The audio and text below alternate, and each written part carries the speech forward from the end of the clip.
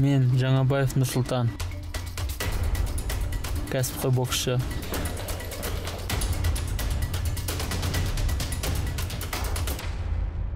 Жасым 26-та. Кәсіпқой бокста жүргеніме 3 жыл. Елімізде чемпиондар көп болсын.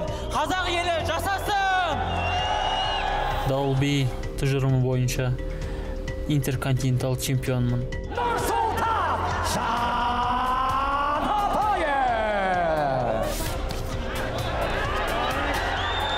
Өзімнің салмағымдағы әлемдегі номері 1-ші абсолюттық чемпион болғым келеді.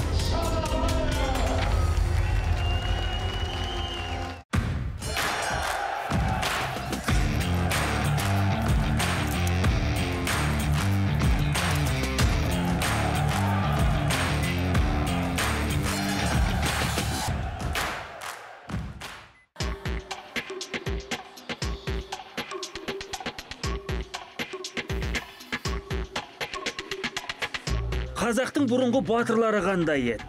Қолында, қылышы кеудеде, намысы аузында, алашы кез келген ұрысқа бас салатын. Бұл жерде бәрі астан кестен ғой. Ажалың келді ме, санаулы секундтағы алып ұрады. Ал енді оның қасында бокс деген не тәйірі өзі. Нұрсұлтан Жаңабаевпен әңгімеміз осыдан басталды. Кәсіпқой боксшы әр жекпе-жек алдында ержүрек бабаларын еске алып өз-өзін іштей қайрап қояды. Жамбыл өлкесінің тумасы дәл осылай бүгінге дейін кәсіпқой рингте 7 кездесу өткізіп, барлығында жеңіспен аяқтаған. Тіпті 5-еуін уақытынан бұрында бітірді. Бірақ бұл үлкен көштің басы ғана. Негізгі мақсатқа жету үшін әлі талай еңбектену керек және де еңбектену керек. Біз кәсіпқой боксшының залда қалай тер төгіп жатқанын көрдік. Нағыз қара жұмысты ұрып жатыр. Жүзгеніңде біраз жұқаратын шағы. Тіпті сырттай қара бақа жаның ашиды екен. Бірақ онсыз чемпиондық деген дүние қолға тие қоймайтынын айтады кейіпкеріміз. Ешқандай аяушылық жоқ. Жаттығуда өл дейді. Рингте ұят болып, ұятқа қалады.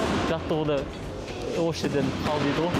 Сондықтан біздің ұстанымыз сондай, жаттығуда барымыз саламыз, рингте еліміздің намысын биікте көтеру үшін, жеңіске жету үшін жаттығуда барымыз саламыз.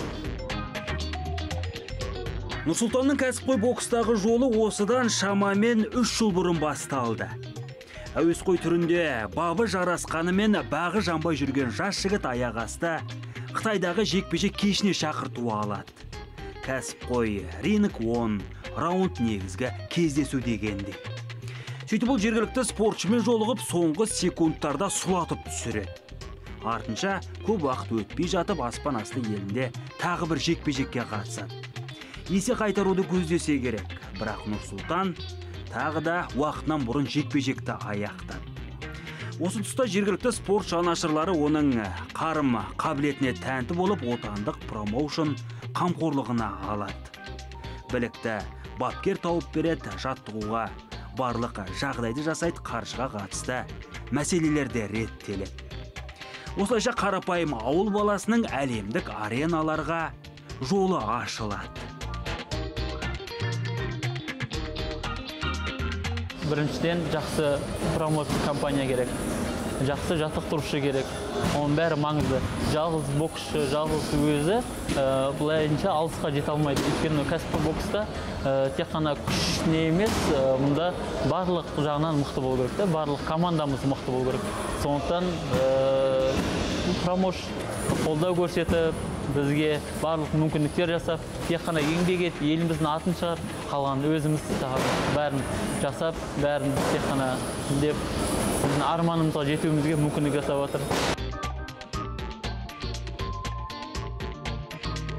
Негізі отандық бокста промоушндар қозғалысының белең алғаны қуантады. Өйткені бұрын кәсіпқой спортшыларымыз тек шетелдерде дайындалатын, не шеттен бапкер алдырып дайындалатын. Ал қазір бұның бәрі 100% өзімізде жасалады. Мәселен, Сағатбек Мұсақанов қарамағында қазір ондаған кәсіпқой қара көзіміз жаттығып жатыр.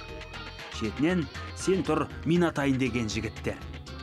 Араларынан кейіпкеріміз қайсарлығы мен қайраттылығы және ең бастысы қарапайымдылығымен ерекшеленіп тұратынын атап өтті бапкер. Нұрсұлтан өзіміздің қазақтың қарапайым баласы ғой, енді ауылдың баласы, қақаң сұқаңы жоқ, тек қана сол еңбек етіп, әйтеуір бала шағама, еліме, жұртыма, жаңағы қазақтың әйтеуір жаңағы көк туын желбіретіп, бір жеңістер әкелсем деген армандары бар. Енді қазір Нұрсұлтан WBA тұжырымы бойынша 10-дықта тұр ғой, енді дүние өрісінде. 10-дықта тұр. Енді қазір мынау Сидней қаласында бұл австралиец жігітпен кездесу өткізеді. Австралиец жігіті 11 кездесу өткізген, ешқандай жеңіліс таппаған жігіт.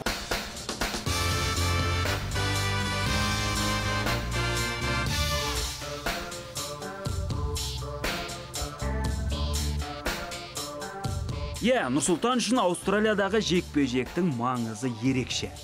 Өйткені дәл осы кездесуден кейін кәсіпқой спорттағы арғы тағдыры анықталатын болады.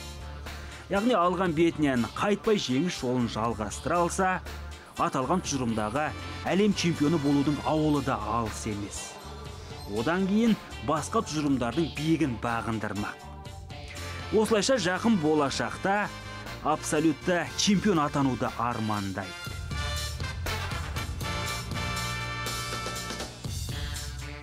Спортта өте алғыр, одан кейін анау қайтпас қайсар дейді ғой, сондай қайтпайтын мінезі бар өзіне.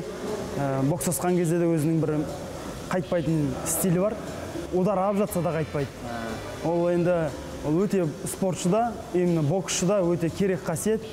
Сол алғырлық қасиетімен ол әлі Құдай қаласа әлем чемпионы болады деген ойдамын.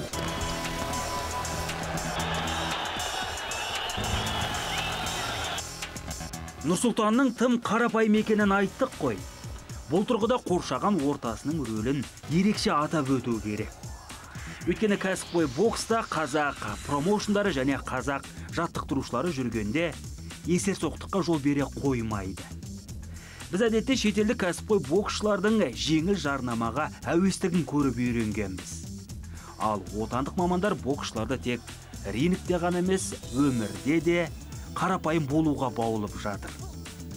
Басқа жағынан Нұрсұлтан көп балалы отбасында дүниеге келген. 6 баланың ішіндегі ең үлкені. Жуырда өзі де отбасын құрып сәбилі болды. Енді артынан келе жатқан іні қарындастарына үлгі болуым керек дейді. Сондықтан кәсіпқой рингте де, күнделікті өмірде де өзін өте салмақты ұстайды. Ұлттық дәстүрлерімізді дәріптейді. Және дәл осы қасиетімен әлемдік бокста да өзіндік із қалдырғысы келеді. Көп боксшылар жазады, не істейді, кәсіпқой бокста аға қалай өтсек болады, қалай бізге жолын айтасыз ба, не істейсіз ба? Мен айтам, бауырым, сен әуесқой бокста мықты болып, өзің мықты екеніңді көрсетіп, бір шыңға жетпесең, кәсіпқой бокста ол ояқта да оңай емес деймін да. Сондықтан әуесқой бокста бірінші өзің көрсет, аянбай еңбек ет. Бір Аллах тағала бір өзі кісілер жолықтырады, келіп көмектесетін кісілер өзі табылады. Тек қана аянбай еңбек етіңдер. Біз бүгін бір ғана кәсіпқой боксшының үлкен спорттағы қадамдары жайында айттық. Онда да кейіпкеріміз әлі Геннадий Головкин не Қанат Исламдар сияқты шарықтау шыңына шығып үлгермеді. Солар ашып берген жолмен сол бағытта бетке алып бара жатқан жас спортшылардың бірі. Бірақ білікті бапкерлер, спорт сарапшылары, тіпті Нұрсұлтанның өзі де жақын болашақта сол биіктен табыларына сенімді. Біз де сенім танытамыз. Және Хабар 24 арнасы осындай жасындай жарқылдап келе жатқан жас таланттарға қай кезде де ақпараттық қолдау танытуға дайын.